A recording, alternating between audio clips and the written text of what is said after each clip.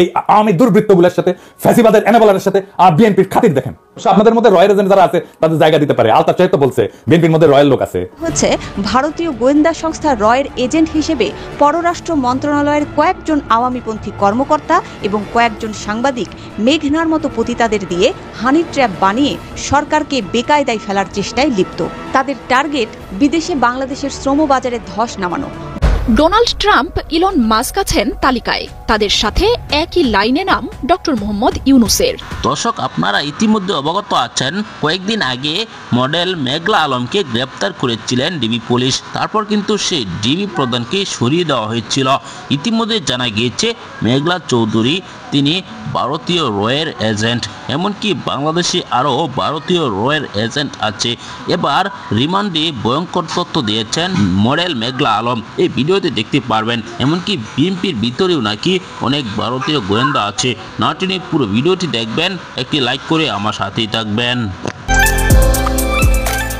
সুন্দরী নারীদের দিয়ে প্রেমের ফাঁদে ফেলে বাংলাদেশে নিযুক্ত সৌদি আরবের রাষ্ট্রদূত ইসা বিন ইউসেফ আল দুহানের কাছ থেকে $5 মিলিয়ন আদায়ের চেষ্টায় গ্রেফতারকৃত মডেল মেঘনা আলমের সহযোগী দেওয়ান সামির রিমান্ডে গুরুত্বপূর্ণ তথ্য দিয়েছে। সংশ্লিষ্ট সূত্র দাবি করেছে দেওয়ান সামির এই চক্রের বেশ কয়েকজনের নাম ইতিমধ্যেই বলেছেন। একই সাথে কোন কোন রাষ্ট্রদূতকে সুন্দরী নারী দিয়ে ফাঁদে ফেলার চেষ্টা করা হয়েছে তাদেরও কয়েকজনের নাম বলেছে সে, যে তালিকায় কয়েকজন রাষ্ট্রদূতের নাম রয়েছে। এছাড়া এই চক্রটি ভারতীয় গোয়েন্দা সংস্থা র দ্বারা পরিচালিত বলে ইতোমধ্যে কয়েকটি অনলাইন মিডিয়ায় গুরুত্বপূর্ণ তথ্য এসেছে। তাতে দাবি করা হয়েছে ভারতীয় গোয়েন্দা সংস্থা রয়ের এজেন্ট হিসেবে পররাষ্ট্র মন্ত্রণালয়ের কয়েকজন আওয়ামীপন্থী কর্মকর্তা এবং কয়েকজন সাংবাদিক মেঘনার মতো পতিতাদের দিয়ে হানি ট্র্যাপ বানিয়ে সরকারকে বেকায়দায় ফেলার চেষ্টায় লিপ্ত। তাদের টার্গেট বিদেশে বাংলাদেশের শ্রমবাজারে ধস নামানো। বর্তমান অন্তর্বর্তীকালীন সরকারের আমলে বিলিয়ন বিলিয়ন রেমিটেন্স দেশে আসছে, যা দেশের অর্থনীতিকে ক্রমে চাঙ্গা করছে। আর এই চাঙ্গা অর্থনীতিকে দুর্বল করতেই ভারত নেমেছে চক্রান্তে। রান্নাঘর না হোক কান্নাঘর, গাজী কিচেন হুড স্বাচ্ছন্দ্যময় রান্নাঘরের বিশ্বস্ত সঙ্গী।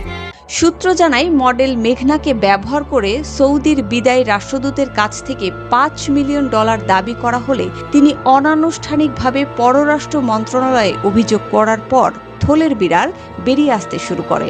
ভারতীয় গোয়েন্দা সংস্থা রয়ের এজেন্টদের চিহ্নিত করা না গেলে আগামীতে দু একজন উপদেষ্টা এবং কয়েকজন রাষ্ট্রদূত এমনভাবে ফেঁসে যেতে পারে বলে অনলাইন মিডিয়ায় আভাস দেওয়া হয়েছে।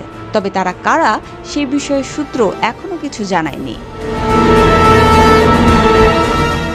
জানা গেছে মেঘনা বেশ কিছুদিন ধরেই ভারতীয় দূতাবাসের সঙ্গে ঘনিষ্ঠ সম্পর্ক রেখে আসছিলেন। কয়েকবার ভারত সফরেও গেছেন। ভারতের স্বাধীনতা দিবসের অনুষ্ঠানেও তাকে হাই কমিশনের কর্মকর্তাদের সঙ্গে দেখা গেছে। এসব কারণেই অনলাইন মিডিয়ায় জানানো হয়েছে বিদেশে বাংলাদেশের শ্রমবাজার ধ্বংস করে ইউনূস সরকারের ভাবমূর্তি ক্ষুণ্ণ করতেই ভারতীয় গোয়েন্দা সংস্থা মেঘনাকে টোপ হিসেবে ব্যবহার করেছে। শুধু মেঘনা আলম নয়, তারা মেঘনার মতো সুন্দরী নারীদের দিয়ে এই ট্র্যাপ অব্যাহত রেখেছে বলেই জানিয়েছে অনলাইন মিডিয়াগুলো। এই আওয়ামী দুর্বৃত্তগুলোর সাথে ফ্যাসিবাদের এনাবলারের সাথে বিএনপির খাতির দেখেন। একসাথে ঝাঁপে পড়েছে শফিকের উপরে। জনতারে চেতায়েন না, আপনাদের কিন্তু ভারতেও জায়গা হবে না, মনে রেখেন কথাটা। অবশ্য আপনাদের মধ্যে রয়্যাল এজেন্ট যারা আছে তাদের জায়গা দিতে পারে। আলতাফ সাহেব তো বলছে বিএনপির মধ্যে রয়্যাল লোক আছে, জানেন তো। দেখেন ওই কি বলছেন। তো বিএনপির কাছে আমার প্রশ্ন, আপনারা যদি আন্দোলন মাস্টার মাইন্ড হবেন তাহলে আপনাদের 31 দফার একটা দফাতেও এই জুলাই আগস্ট বিপ্লবের আন্দোলনের শহীদদের আহতদের নিয়ে কোনো দফা নাই কেন? 1971-এর মুক্তিযোদ্ধাদের নিয়ে তো 21 নম্বর দফা আছে। তাদের তালিকা করবেন, স্বীকৃতি দেবেন। 2024-এর স্বীকৃতি কোথায়? তাদের পুনর্বাসন কোথায়? ভুলে যান না, এটা আপনাদের 2001-2006-এর অ্যানালগ দেশ না, এটা প্রযুক্তির বিশ্ব। নির্লজ্জভাবে আন্দোলনের ক্রেডিট নেবেন, আবার এইভাবে ধরা খাইবেন, আবার ক্ষমতায়ও যাইবেন। এত খাইতেছেন কেন বাবারা? খাইবেন ভালো কথা, খাওয়ার জন্য তো চাষাবাদ করা লাগে। ছাত্রদের কি হালের বলদ পাইছেন যে তাদের ময়দা খেতে চাষ কইরা ক্ষমতা যাওয়ার স্বপ্ন দেখবেন? এই স্বপ্ন আপনার স্বপ্ন দোষ হবে 2026 সালে। চলেন দেখি কেন। 2026 বাংলাদেশের জন্য খুবই জটিল, খুবই কঠিন, খুবই অনিশ্চিত একটা বছর হবে। বাংলাদেশের মানুষকে হাসিনা সরকার উন্নয়নের যে মূলা দিছিল ওই মূলা ক্ষেত দেখা 2021 সালে আমাদেরকে অনুন্নত রাষ্ট্র থেকে উন্নয়নশীল রাষ্ট্রের মর্যাদা দেওয়া হয়েছিল। মর্যাদা না, কিন্তু এই উন্নয়নশীল রাষ্ট্র হিসেবে বাংলাদেশের জন্য অপেক্ষা করতেছে কি কঠিন চ্যালেঞ্জ। সব চ্যালেঞ্জের কথা আজকে কমু না, তবে আমরা মাঝে মাঝে বিএনপির এইভাবে পরীক্ষা নিব। আপনাদের প্রথম চ্যালেঞ্জ হইলো না সব চ্যালেঞ্জের কথা আজকে কমু না, আজকে কয়েকটা চ্যালেঞ্জের কথা কমু, বাকিগুলো খুঁজে বের করেন। আপনারা তো বহুত বুঝেন, সবার থেকে বেশি বুঝেন। আমাদের প্রথম চ্যালেঞ্জ হইলো 2026 সাল থেকে আমরা ইউরোপিয়ান বাজারে জিএসপি প্লাস পাবো না। জিএসপি হইলো সেই মেকানিজম যেটা দিয়ে ইউরোপিয়ান বাজারে আমাদের পণ্যের, বিশেষ করে গার্মেন্টসের শুল্কমুক্ত প্রবেশ নিশ্চিত করা হয়। এর মধ্যে অন্যতম হইল তৈরি পোশাক শিল্প। 2026 সালে জিএসপি প্লাস পাওয়ার অন্যতম শর্ত হইল সুশাসন, কলকারখানার শ্রমিকদের অধিকার নিশ্চিত করা। সুশাসনের কথা কইলাম না, ওইটা আপনারা কেমন পারবেন সেটা 2001-2006 সালের কথা মনে আছে, কিন্তু কলকারখানার শ্রমিকদের অধিকার নিশ্চিত করতে আপনারা যে পরিকল্পনা দরকার সেটা আপনাদের নাই। কেন জানেন? আপনারা হইলেন ব্যবসায়ী আর বুর্জাদের নিয়ে তৈরি দল। গরিব মানুষরা রক্ত দেয় আর বড় লোকরা মাখন খায়। আপনাদের যারা জনগণের সাথে সম্পৃক্ত ছিল তাদের কি অবস্থা আমি একটু পরে দেখাবো। হ্যাঁ, কি অবস্থা, বের করে দেন, নয়তো মেরে ফেলে, পিঠে মরে যায়, বনে বাজারে ঘুমায় বেড়ায়। ঢাকায় এসে রিক্সা চালাইছে যে সমস্ত লোকেরা, দারোয়ান হয়েছে, পাঠাওয়ে কাজ করছে, তাদের কোনো খবর থাকে না। সবাই আইসা তখন টেকার লোভে জড়া হয় আশেপাশে, অর্থলোভী এলিট। আর এই রাসেলের মতো লোকেরা আপনাদের দলে ফিরতেছে, নতুন এসালমো হয়ে উঠতেছে। আপনাদের এক্সাম্পল দিই, আপনাদের তৃণমূলের নেতাকর্মীদের কি অবস্থা, আপনাদের যুব দলের নেতারে আর্মি পিটায় মেরে ফেলাইলো, দেখছেন বাচ্চাগুলোর কি অবস্থা। অথই পাথারে পড়ছে এই পরিবারটা।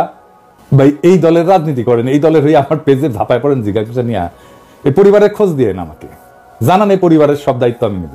জি না, আমার টাকা নাই, আমি বড় লোক কেউ না, আমার বাপের জমিদারি ছিল না, ভিক্ষা করবো সবার কাছে, আমার ভিক্ষা দিতে কোনো গ্লানি নাই। একটা লোক সারা জীবন বিএনপির রাজনীতি করে গেল, আর্মির পিটানিতে জীবন গেল, তার পরিবারকে বাঁচানোর জন্য পিনাকি ভিক্ষা করবে, আর পিনাকি শেষ জীবনে অপবাদ নেবে যে ভিক্ষা করার টাম করে কোটি কোটি টাকা আত্মসাৎ করেছে।